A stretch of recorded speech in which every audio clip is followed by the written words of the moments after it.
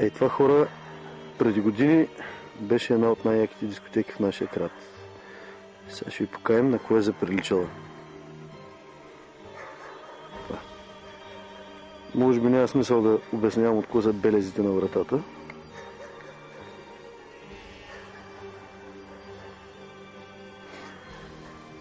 Това е най-яката дискотека, бивша в нашия град.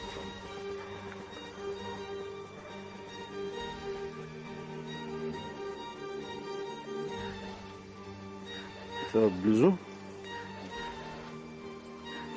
Преди тук беше входа за басейна. А всъщност сега това е басейна.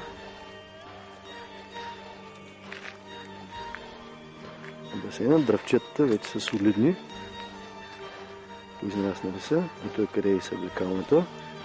Имаше преди тук душове, ама сега може би някои цветни граждани са ги откраднали. Зала детски игри.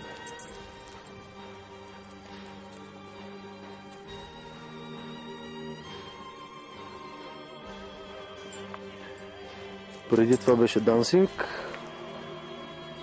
Тук се събираха хора, млади хора, правиха си купона, танцуваха. Това беше бара.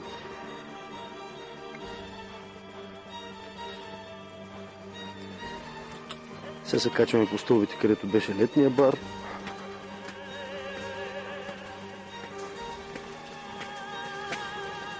И вече сме в летния бар. Тук водата не спира да тече.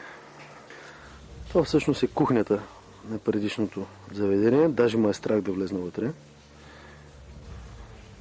Така.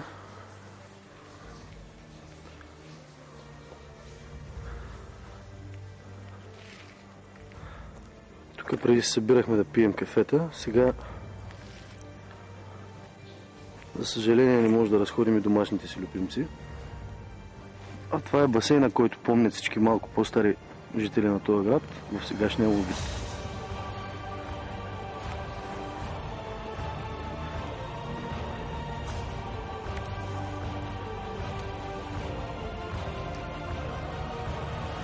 Уважаеми приятели, видяхте кое е положението тук с кораба.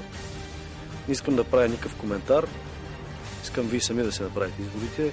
Дано в най-скоро време да се намери човек, който да стопаниса това хубаво местенце, защото наистина може да стане много готино и много хубави работи могат да се правят тук. В смисъл за нашия град, при положение, че няма нито една дискотека като хората, няма един хубаво поддържан басейн, това мисля, че е идеалният вариант. Аз бях Мишо, чао-чао, до следващия път.